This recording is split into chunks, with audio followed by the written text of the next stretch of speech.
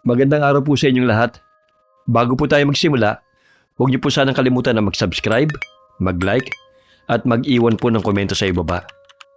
Malaking bagay po sa amin ang inyong suporta dahil ito po nagbibigay sa amin ng lakas at inspirasyon para patuloy po kami makapaghatid ng mga kwentong puno ng aral, inspirasyon, at magagandang mensahe sa buhay.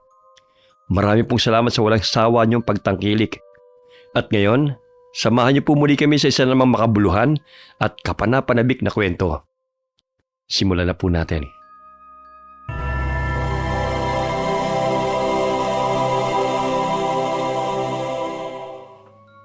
Saan ka na naman ba nanggaling, Irene? 8:00 na oh.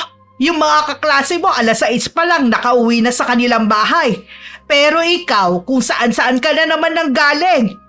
Ilang beses ko nang sinabi sa'yo na umuwi ka kagad pagkatapos ng klase mo, hindi ba?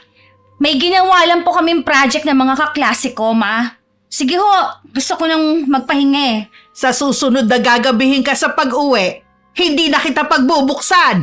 Eh di ibigay mo na lang sa akin yung duplicate ng susi para hindi na kita maistorbo kung yan lang yung ipinuputok ng butsi mo. Oh, yan! Yan ang natutunan mo sa pagsama mo sa mga barkada mo. Nagiging bastos ka na at sinasagot mo na ako ng pabalang. Hindi kita pinalaki ng bastos, Irene. Bakit hindi pumapasok sa utak mo ang mga tinuturo ko sa'yo?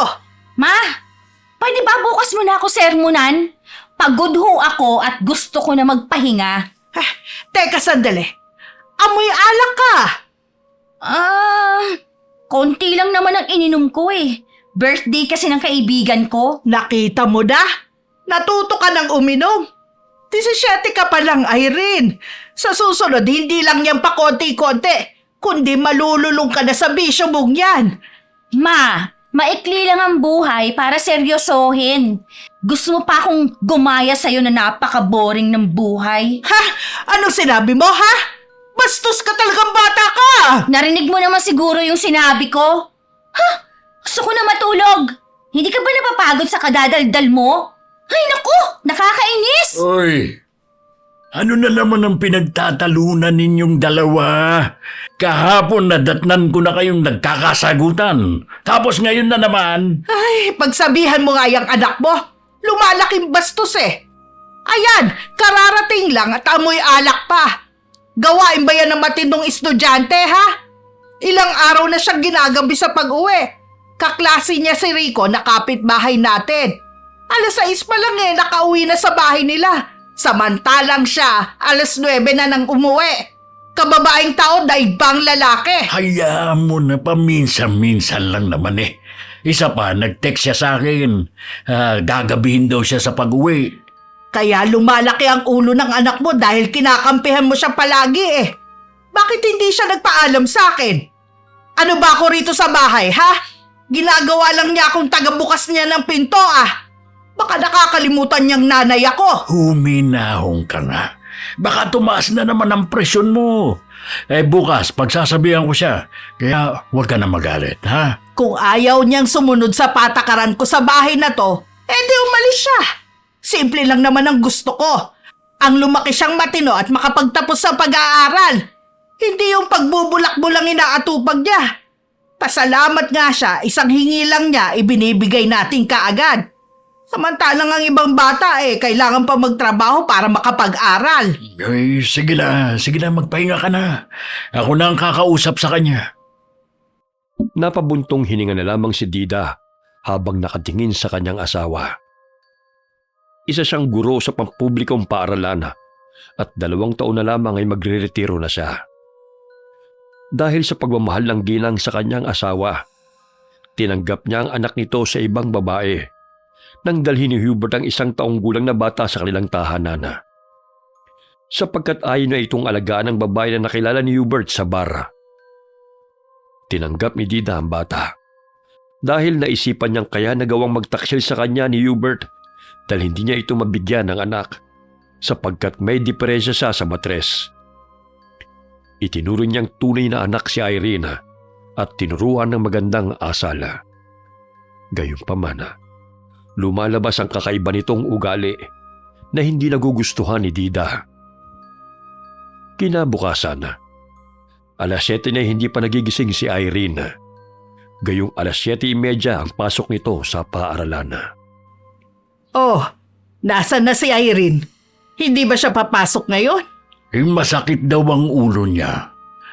Wala naman daw silang exam. Ginising ko na nga kanina Oh, ayan na ang resulta ng pagkukonsinti mo sa kanya. Hubert, hindi habang buhay nandito tayo para alalayan siya. Tumatanda na tayo at kailangan niyang maging responsable. Hindi naman ako nagkulang sa pagpapaalala sa kanya ha. Aga-agang init na naman ang ulo mo. Hayaan mo't gigisingin ko siya ulit, ha? Ihahatid ko na lang siya sa paaralan. Iinom-inom hindi naman pala kaya. Nalaman ko mula sa kanyang teacher na nagkakating classes din siya. Sige na, pumasok ka na. Baka mamaya mahuli ka pa sa klase mo. Ako na ang bahala kay Irene. Paismid na umalis ng bahay si Dida at agad na sumakay ng tricycle na dumaan sa tapat ng kanilang gate. Mula high school ay naging sakit ng ulo si Irene dahil madalas na pasang-awa ang grado nito. Nursing ang kinuha nito sa kolehiyo, ngunit hindi naman pumapasok sa eskwela at panay pagbubulakbol kasama ng mga barkadang inaatupag nito. Isang retired na seaman naman si Hubert. May negosyo itong construction supply malapit sa kanilang bahay. Walang pakundangang kumukupit ng pera si Irene sa tuwing pumupunta ito sa shop ng ama. Huy, anak, gumising ka na. Nakahanda ng almusal mo. Pa, bukas na lang po ako papasok. Ha? Hindi ba sabi ko na sa'yo kanina? Gusto ko pa matulog Naku, malalagot tayo sa mama mo kapag hindi ka pumasok.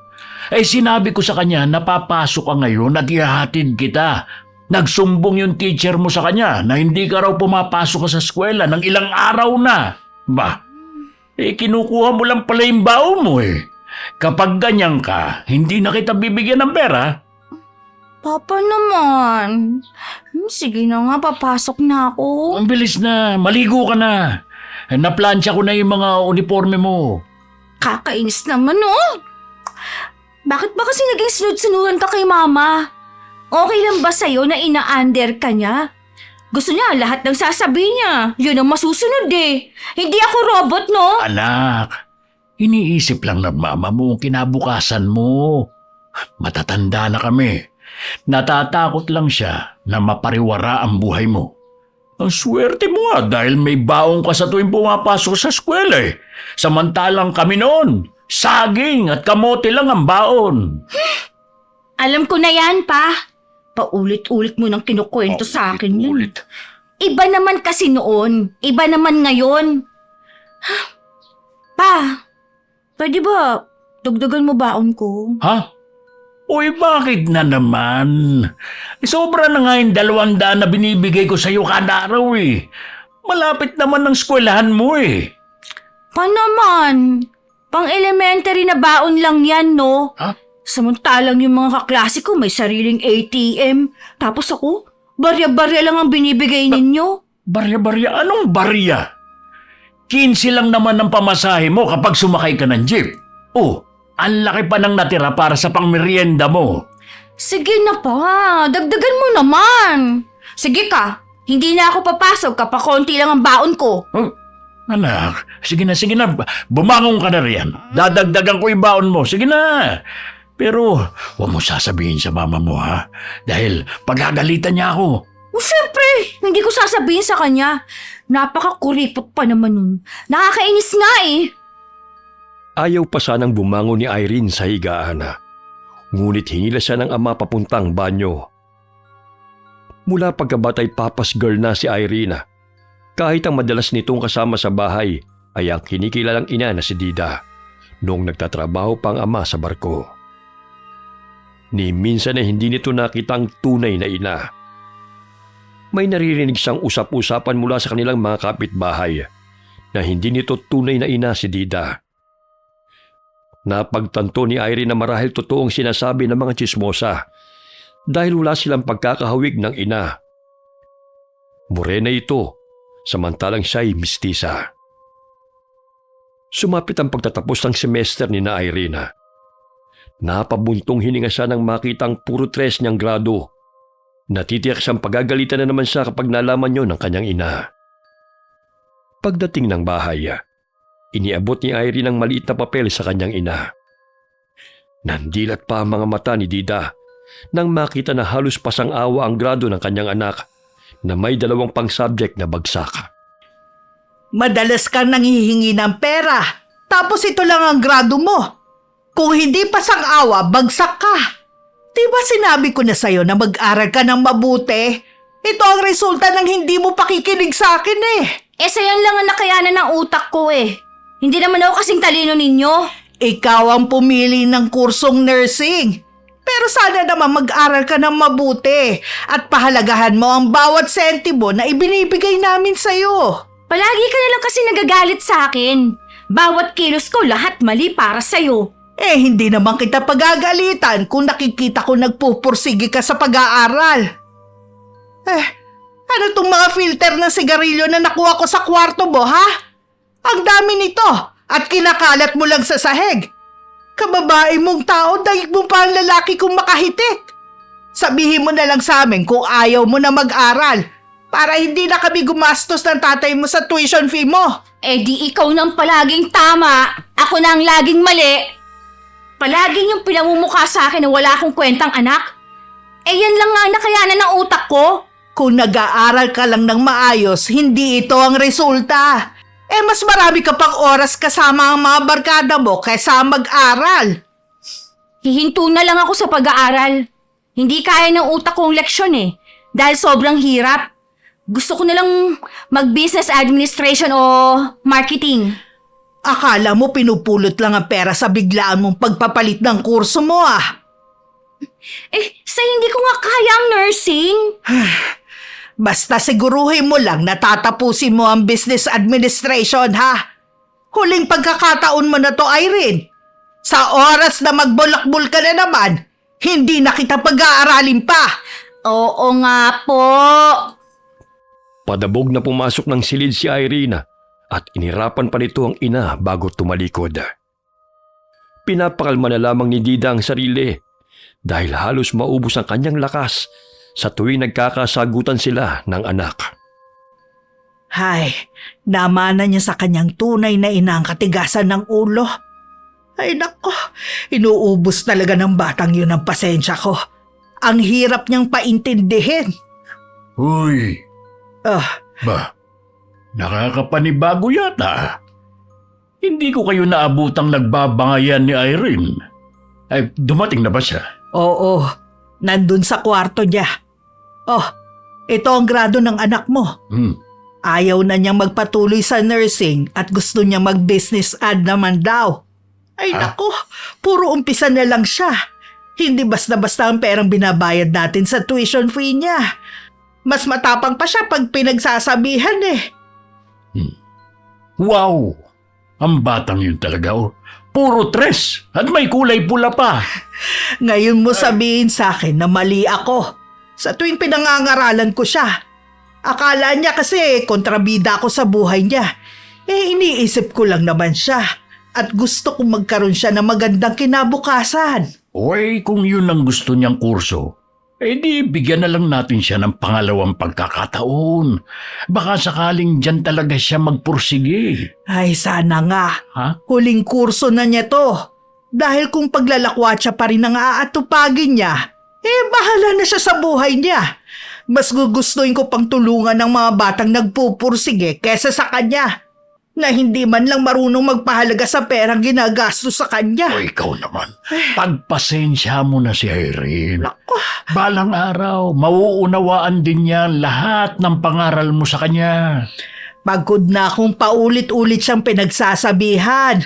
Simula ngayon bahala na siya sa buhay niya. Ikaw na ang magdisiplina sa anak mo.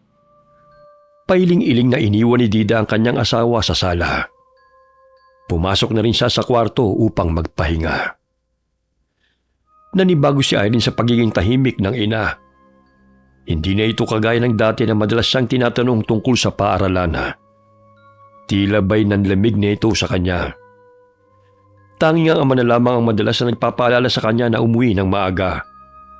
Hindi na ito nakikialam at nagtatanong kagaya ng dati, dahilan na matuwa ang dalaga. Makalipas ang ilang taon na, hindi pa rin nagbago si Irene.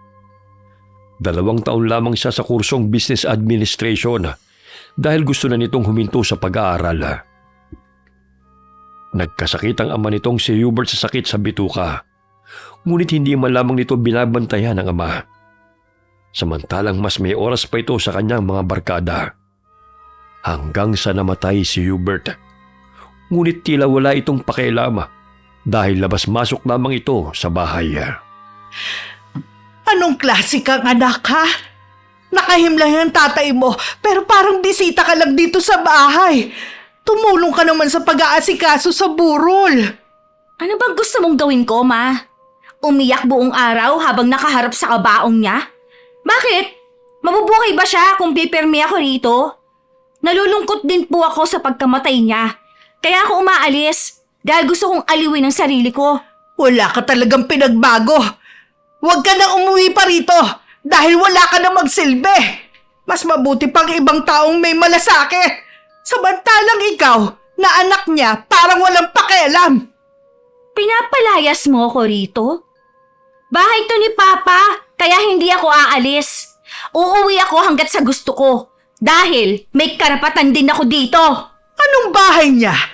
Bahay to na ipinamana sa akin ng nanay ko. Kaya huwag kang magmalaki sa akin. O di bahay mo? Ano naman ngayon? Magsasalita pa sana si Dida nang bigla siyang talikuran ni Irene.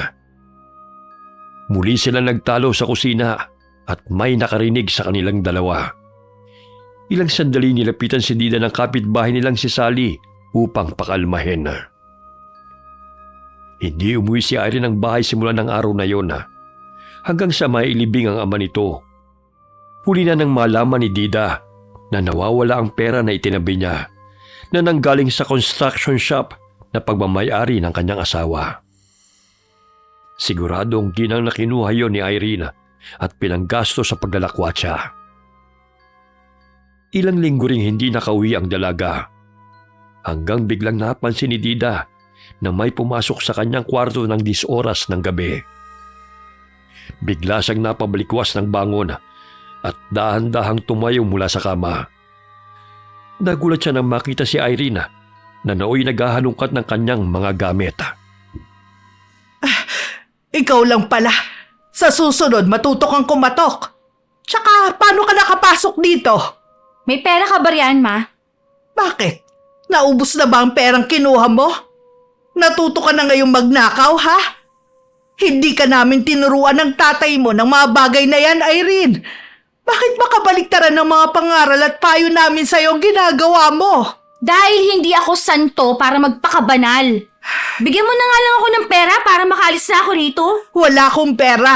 Alam mo naman hindi na ako nagtatrabaho, hindi ba? O bakit? May pension ka naman ah. Akin na yung ATM mo kung gusto mo pa mabuhay. Irene, anong ginagawa mo? Bakit may patalim kang hawak? Ilayo mo yan! Ibibigay mo sa akin ang pera mo? O gusto mo na patayin kita ngayon? Magagawa mo akong patayin na iyong ina! Hoy, Dida! Matagal ko nang alam na hindi ikaw ang tunay kong ina. Akala ko noon, haka-haka lang ang mga chismis. Pero nalaman ko na totoong sinasabi nila. Dahil nalaman kong hindi ka kailanman magkakaanak. Akin ang pera mo! Bilisan mo!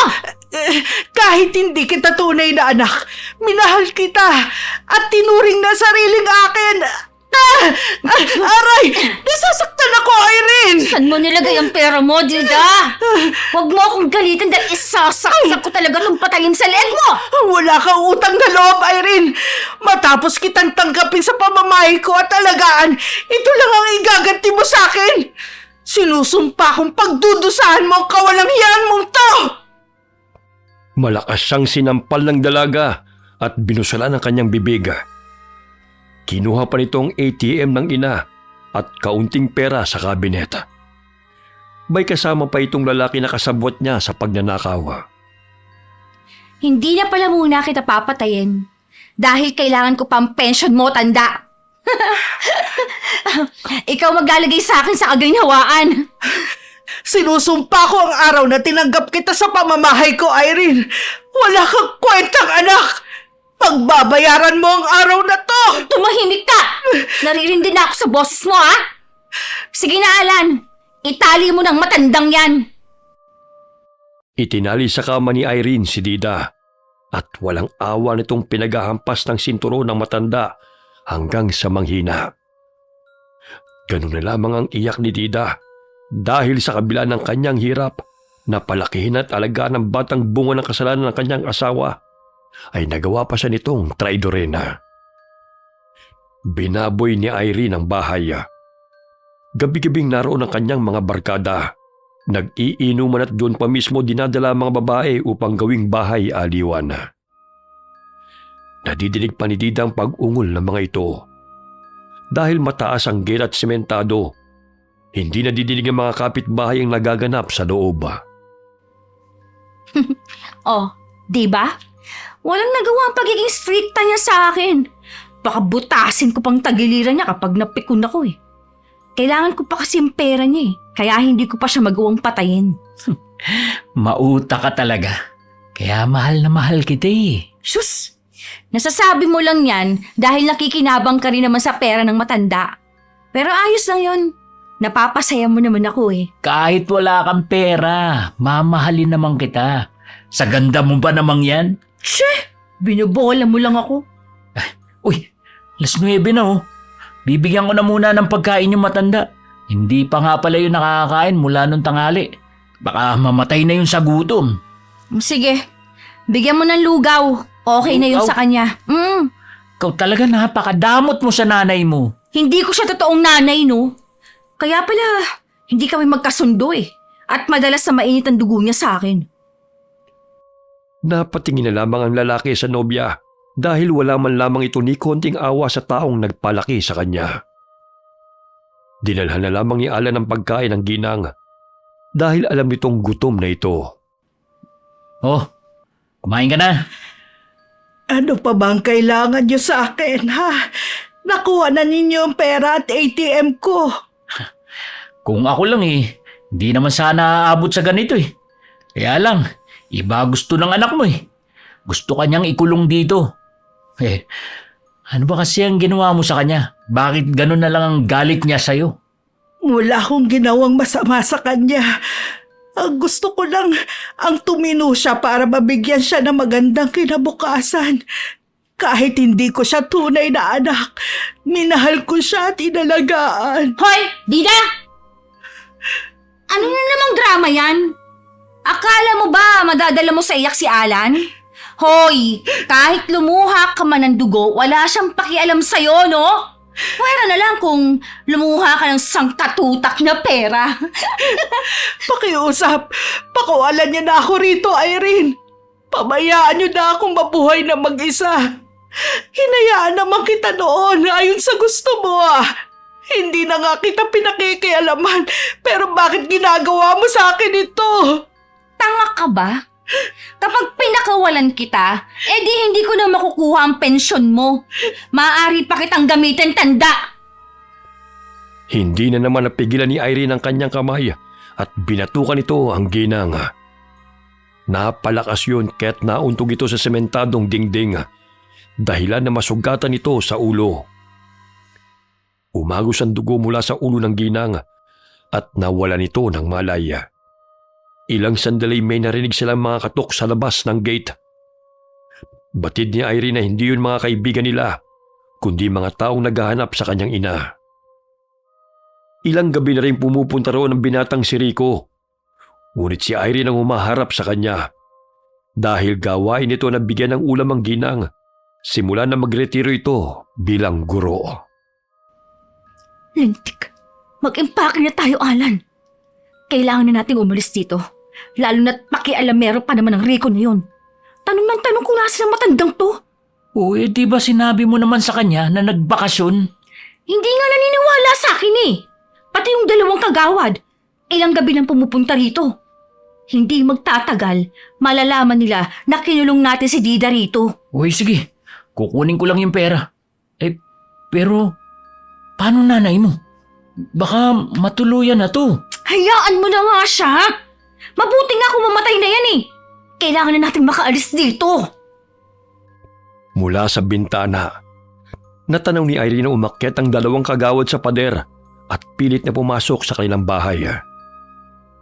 Napakamot ng ulo si Alana nang makita ang cellphone niya na maaaring ginamit ni Dida upang tumawag at humingi ng tulong. Kinuha niya yun sa kamay ng matanda at nakumpirmang may hindi nakarehistrong numero ang naroon sa phone call. Umalis na tayo rito. Yari tayo ngayon kasi may tinawagan siya. Hindi ka kasi nag-iingat.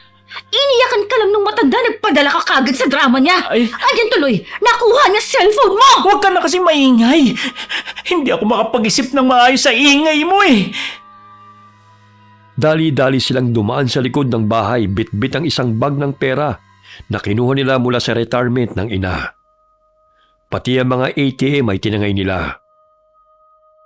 Bago pa man nakapasok ang mga kagawad at ang binatang si Rico na tinawagan ng ginanga, ay nakatakas na ang magkasintahan. Nadat na nila na walang malay si Dida, ngunit pumipintig pa ang pulso nito, kaya't dali-dali nila itong isinugod sa ospital. Ilang linggo ring walang malay si Dida. Salitan sa pagbabantay sa ospital ang mag-inang si Sally at Rico na kapitbahay ng ginang. Sapagkat malaki ang utang na loob ng mag-ina kay Dida dahil nag-aabot ito ng pera pantusto sa pag-aaral ng binata. Pinaghahanap na ng mga pulis na Irene at Alana, ngunit nagpakalayo-layo ang mga ito. Nagpagawa rin sila ng pekeng ID. Nagpakasasa sina Irene sa perang inangkin ito. Nagbakasyon sila ng nobyo sa iba't ibang lugar at tumira sa hotel. Isang gabi, nagising si Dida. Napatingin ito sa binatang nagbabantay sa kanya. Napagtanto niya na si Rico yun, kasama ang ina nitong si Sally. Agad na sinuri ng mga doktor ang ginang at sinabi nito na mabuti na ang kalagayan nito. Nakakapagsalita na ito at mangiyak-ngiyak na kinausap ang binata. Mabutit gising na po kayo, Ma'am Dida. Maraming salamat sa iyo, iho. Wala po kayong dapat na ipagpasalamat, Ma'am. Dahil sa katapangan nyo, kung bakit po kayo nakaligtas. Pasensya na po kayo kung nahuli ang pagtulong ko sa inyo. Hindi ko po sukat akalain na magagawa kayong sakta ni Irene. Wala siyang utang na loob. Matapos ko siyang arugain, nagawa niya akong saktan at pagnakaawan. Sinusumpa kong araw na tinanggap ko siya sa pamamahay ko at tinuring na anak. Huwag na po kayong umiyak, Ma'am Dida. Makakasama po yan sa inyo. Ang sabi po ng doktor, maaari na po kayong makauwi sa susunod na linggo. Hindi po namin kayo pababayaan ni nanay at ng mga kapatid ko. Maluhaluhang hinawakan ng ginang ang kamay ng binata dahil marunong itong tumanaw ng utang na loob. Makalipas ang isang linggo, nakalabas si Dida sa ospital at nakauwi sa kanilang bahay. Habang nakahiga sa kama, napatingin si Dida sa aparador. Dahan-dahan siyang tumayo at kinuhang lumang libro na ilang dekada na niyang itinatago na pagmamay-ari ng kanyang ina. Binuklat niya yun at tumutulo ang luhang kinuhang litrato ni Irene at ang naiwang filter ng sigarilyo ni Alan sa bahay. Nagsindi siya ng kandila at pinataka ng natutunaw na kandila ang mga yun. Maya-maya'y binasa niya ang orasyon na nakasulat sa lumang libro at paulit-ulit na sinusumpa ang anak. Sinusumpa kong araw na inaruga kita, Irene. Nag-alaga ko ng ahas na siyang tumuklaw sa akin. Sisiguruhin kong pagsisisihan mo ang pagtraidor mo sa akin. Kahit kailan, hindi kayo magiging masaya ng nobyo mong walang iya. Samantala, napabalikwas ng bangon si Irene nang makaramdam ng kirot sa kanyang tiyan. Napasapo siya sa kanyang puso dahil sa pagkakataog yun ay nagdadalang tao siya ng 3 buwan. Aray! Ang sakit na tiyan ko, Alon! Parang kinukulo mo sa sikmura ko! Uy, gusto mo ba dalhin kita sa ospital? Sige, parang hindi ko na kaya sakit eh. Parang hindi ako makahinga. Uy, baka dahil sa pagod yan. Ang layo din kasi ng nilakad mo kanina eh. Ilang sandali dinugo si Irene, kaya't nadagdagan ang pagkataranta ng nobyo nitong si Alana. Dali-dali siya nitong kinarga palabas ng hotel upang isugod sa ospital. Pagdating nila Roy, diniklara ng doktor na nakunan si Irene sapagkat maraming dugo ang nawala sa kanya. Makalipas ang 6 na buwan, muling nabuntis ang dalaga. Ngunit mula noon, gabi-gabi nang nagpapakita sa kanyang itim na babae. Sinasambit nito ang kanyang pangalan at sinusumpa siya nito. Napabalikwas siya ng bangon at pinagpawisan ng malamig. Napasapo siya sa kanyang tiyan dahil napanaginipan nito ang batang itim ang mukha at halos puno ng dugo ang buong katawan. Ginising nito si Alana, ngunit napansin itong umuungol ang nobyo na wari binabangungot din. Alan, gising! Gising! Aswang! Nasaan yung aswang? Parang pinabangungot ka eh. Panaginip lang yun? Okay ka lang ba? Akala ko totoo eh. Hinahabol tayo ng mga itim na aso. Ang dami nila tapos gusto nilang kunin yung anak natin. Hindi kaya binabagabag na tayo ng konsensya natin dahil sa ginawa natin sa nanay mo? As if naman na may konsensya ka pa, no? Aba, napagod lang siguro tayo. Ilang sandali tumunog ang cellphone ni Irene. Nakatanggap siya ng tawag mula sa kanyang kaibigan. Ipinialam sa kanya na buhay ang kanyang ina at pinaghahanap na sila ng mga pulis. Malakas nitong ibinato sa dingding ang cellphone dahil sa pagkayamot. Buwisip na yan, no? Buhay si Dida! Ha? Pinaghahanap na rin tayo ng mga pulis at patong-patong pang kasong inihain niya sa atin. Ano naman ngayon? Ibang pangalan naman ang ginagamit natin ngayon ah. At saka, hindi naman tayo basta-basta makikilala ng mga pulis dahil nagdi-disguise naman tayo. Kahit na! Baka may makakilala sa atin, no? Mahirap na! Tsaka mga ATM, pinablock na ni Dida. May pera pa naman tayong natira dyan, di ba? Marami-rami pa rin naman yung magagamit natin para sa negosyo. Paano tayo makakapagsimula ng negosyo kung pinaghahanap na tayo ng mga pulis? Hindi tayo pwedeng magpagala-gala sa kalye o sa mall. Kumalma ka nga muna, relax ka lang. Doon na muna tayo sa probinsya manirahan. Mainit tayo sa mga pulis dito sa Maynila eh. Ano? Hindi ako sanay na mamuhay sa probinsya, no? Magpapalamig muna tayo doon. Ang nooy maginhawang buhay ay unti-unting nagbago. Nag-umpisa na mag-away sina Irene at Alan dahil paubos na ang kanilang pera. Palipat-lipat sila ng lugar dahil pinaghahanap na sila ng mga otoridad. Bakit ako sinisisi mo? Nakinabang ka naman sa pera ni Dida. Totoo naman kasalanan mo kung bakit tayo humantong sa ganito eh. Dahil sa sobrang pagkaambisyosa mo. Kung nakontento ko lang sana sa simpleng buhay, di sana hindi tayo mga pusang gala rito. Huwag mo ako sisigawan, ha? Dahil naririnig naman kita. Oh, ngayon wala ka na maisip na paraan. Ginawit mo pa ako. Anong tinawit? Hoy, ikaw ang nagsabi sa akin hut-hutan natin ang pera si Dida, ha? Tapos ngayon, akong sisisihin mo sa lahat? Kasi gusto mo magkaroon ng marangyang buhay. Alam mo naman pareho lang tayong walang tinapos. Dahil sa matinding pagbabangayan nila sa kalsada, itinulak ni Irene ang nobyo. Hindi nila napansin na may humaharurot na kotse at nabangga nito si Alan. Tumila po ng lalaki at naunang bumagsak ang ulo nito sa semento. Hindi huminto ang kotse na bumangga sa lalaki at iniwan lamang ito na nakabulagta sa kalsada. Tila ba'y namanhid ang buong katawan ni Irene sa pagkagulat. Ngunit wala na siyang magawa kundi lisanin na lamang ang naghihingalong nobyo. Patawarin mo ko, Alan. Hindi ko kailangan ko na umalis dito bago po may makakita sa akin. Hindi naman kita maliligtas pa. Umiiyak na lumakad palayo si Irene at iniwang nakahandusay sa kalsada ang nobyo. Maya-maya may ilang motoristang huminto upang tulungan ang lalaki. Ngunit patay na ito nang isugod sa ospitala.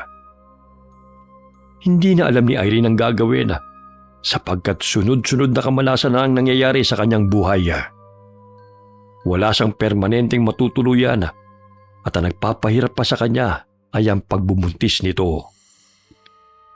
Nagpagala-gala si Irene sa kalsada. Dahil sa madalas siyang abutan ng init at ulan, muli siyang nakunan. Sa tulong ng health worker na nakakita sa kanya habang namimilipit siya sa sakit sa kalsada, dinala siya nito sa pinakamalapit na klinika upang ipagamot. Ngunit makalipas ang isang araw, umalis siya ng walang paalam. Nagpagala-gala siya sa kalsada at naranasan ang lupit ng buhay sa kalye. Kinukuha ng mga batang lansangan ang pagkain nito, maging ang kanyang tinutulugang karton. Nagkaroon din ng sakit sa balat si Irene hanggang sa tuluyan ng hindi makilala ang kanyang muka dahil sa mga butlig na tumutubo. Nilalabasan din yun ng nana. Nagkaroon din siya ng kanser sa ovaryo dahil sa sunod-sunod na nakunan. Umiiyak si Irene habang namimilipit siya sa sakit at nakikipag-agawan sa mga batang lansangan ng pagkain na kinukuha nila sa basurahan. Lingid sa kaalaman nito na hindi tumitigil ang inang si Dida sa pag-uusal ng orasyon ng sumpa hanggat siya'y nabubuhay. Habang nabubuhay ka, Irene, marami ka pang mabibiktimang tao. Hindi ako papayag na maranasan pa ng iba ang kalupitan ng pagiging makasarili mo. Sinunog ng ginang ang litrato ni Irene at ang filter ng sigarilyo. Ang kamalasan na nangyari sa buhay ng anak at ng nobyo nito ay dulot ng mapait na sumpa ng kulam upang bigyan ng leksyon ng suwail nitong anak. Makalipas ang 2 araw, natagpuan ang nilalangaw na katawan ni Irene malapit sa basurahan. Lingid sa kaalaman ng lahat na ang pagkamatay ni Irene ay sanhi ng mapait na sumpa ng ina na isa palang anak ng mangkukulam. Wakas. Okay, sana po nagustuhan niyo ang kwento namin ngayon. Shout out po tayo sa Tionilo family at kay Charina Tionilo from Samar. Shout out kina Jency, Jenna, Jiliana, Jairel at Jairine. Greetings coming from Josephine Beroya. Shout out kay Steven Gokong Espinosa ng Mandaluyong City. Shout out sa Clavo family at Morandarte family from Buhi, Kamsur. Shout out sa Suazo family from Bulacan. Hi kay Lynn Buro. Shout out kay Penelope Valdelon ng Santa Cruz, Laguna at kay Bebe Robert Balibaya ng Cainta, Rizal. Shout out sa Buendia family at kay na Billy Ray, Jenny May, Ray Buendia. Greetings coming from Lucy Buendia. Hi kay Lester Detera. Shout out kay na Mama Loretta Bobes, sa mga solid abangers na sina Ate Arlinda, Chian at Krista from Cavite. At syempre kay Ryan Alba. Greetings coming from Elidia Bobes. Hi kay Maria Consuelo Benitez. Hi kay Tinay San Pedro. Shout out kina Kai, Myra, Emanel from Quezon City. Pagbati galing kay Jimmy Tan ng Kuwait. Hi kay Heidi Tan from Torino, Italy. Shout out sa Hasegawa family, Ituo family, and Lucas family. Greetings coming from Lynn Hasegawa from Japan. Shout out po sa lahat ng mga Pinoy dyan sa Japan. Mabuhay po kayong lahat. Alright, kung nagustuhan niyo po ang kwento namin ngayon, sana po huwag niyo kalimutan na mag-subscribe, mag-like, at mag-comment. Huwag niyo rin po sanang kalimutan na suportahan ang bagong channel ni Miss Gwen, ang Gwen Stories. Malaking tulong po ang suporta niyo para magpatuloy po ang aming mga channels. Muli po, marami pong salamat sa inyong lahat and God bless all of you. Kahapon naranda doon ka, Jay. Alas 9 nang umuwi. Kababaeng tao na Oh, ang laki pa nang natira pa sa... Oh, ang laki pa... nakahimlay ang tatay mo. Pero parang busy. Ano ba? Nakahimlay ka. Sinusumpa ko ang araw na to. Sinusumpa ko ang araw na tinamgap. Blah. Wala po kayong dapat ipagpasalamat sa ma'am. Wala po kayong dapat Tampalasan. Hindi kaya binabagagap agay gargay.